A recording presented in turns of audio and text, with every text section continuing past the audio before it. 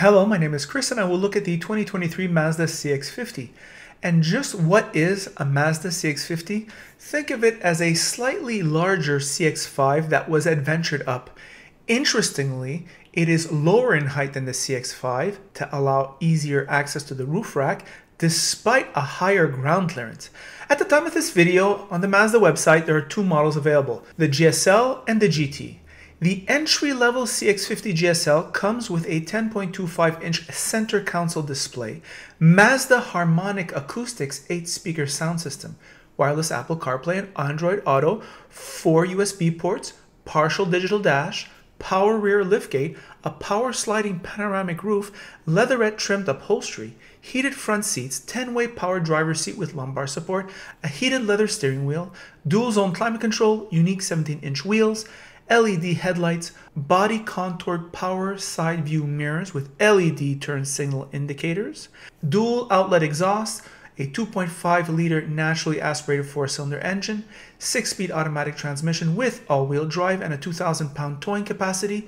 This vehicle in Quebec with taxes $45,687, in Alberta $42,237. All Mazda CX-50s come with standard active and passive safety features. These include advanced blind spot monitoring, rear cross traffic alert, smart city brake support, Mazda radar cruise control with stop and go, pedestrian detection, lane keep assist, high beam control, and more. Mazda does not offer hands-free driving.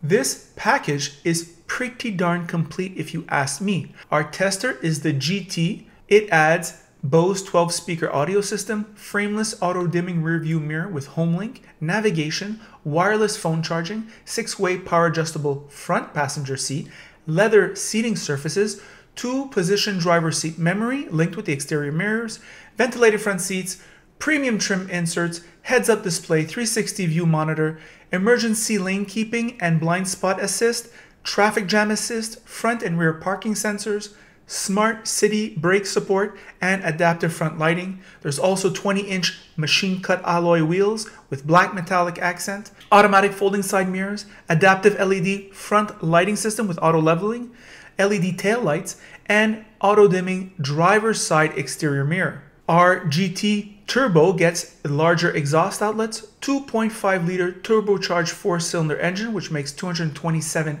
horsepower and 310 pounds of torque, a towing capacity which is increased to 3,500 pounds.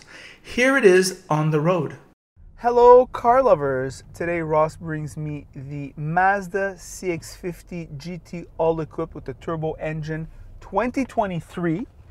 We are now July 2022, so Mazda traveling in time for us with this new model.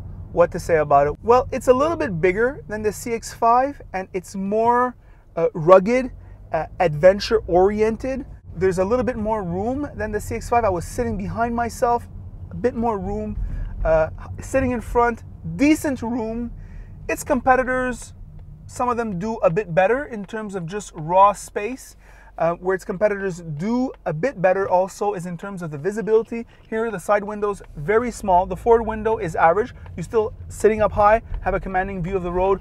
Rear 3/4 a little bit limited. And that's all I have to say about that. The exterior styling, Ross loves it. I agree with him, it looks pretty darn good.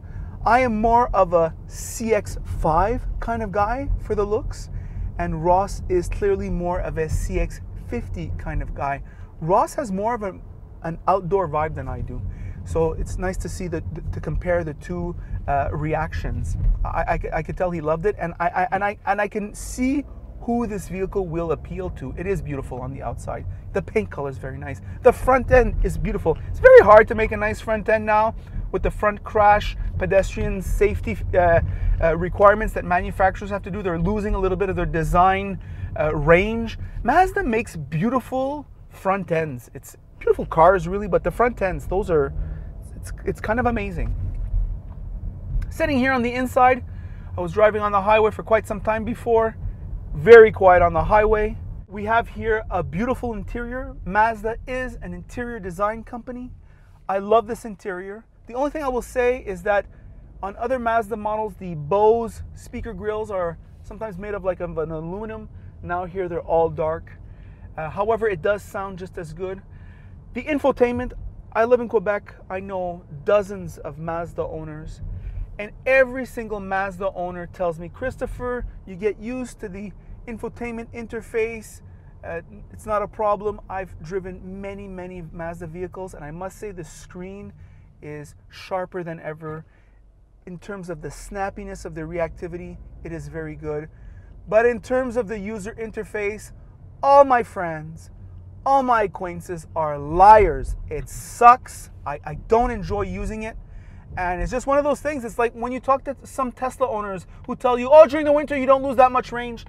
Yeah, right. You lose a lot of range. I have that same feeling when I'm talking to Mazda owners about the infotainment, about how easy it is to use. Having that said, this dash, very nice. It's not getting old. This is the Mazda high-end dash that's being used now on all its cars now for some time. Really good looking. Some of its competitors are going for the all-digital dash, and that's probably the future for Mazda, but for now, very nice, very well done. I'm going to talk a little bit about the driving characteristics combined with this engine. This engine, this turbocharged engine, very powerful, lots of torque. This transmission, a 6-speed automatic, it's an old workhorse. However, you do get 3,500 pound towing capacity. I'm not worried about this transmission. It is tried, tested, and true. It doesn't draw attention to itself. I've been driving in the city for quite some time.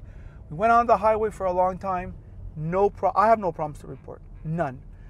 Ross does complain it is a bit slow. That's a fair remark, but it's just I can't seem to notice it on the everyday grind. The seats, well, these seats are comfortable. I've been driving it now for quite some time, and it seems to me they're slightly better than the CX-5 that I last drove. This suspension, well planted, well sorted, not top heavy at all. When you take curves, pretty stable. Combined with the steering feel, the steering feedback, there's a lot of software involved in that, but what's the net result? It feels sure. It contributes to the feeling of quality. When you turn, you feel an adequate amount of resistance, but not too much. It's just right. Mazda, along with this beautiful steering wheel, it must be said, nice quality leather, nice grips at 10 and 2, nice design ergonomic in terms of just holding on to the 10 and 2 position all the time. Mandatory panoramic roof included. Lets a lot of natural light in. Very useful, not so much for when it's sunny outside, but when it's cloudy.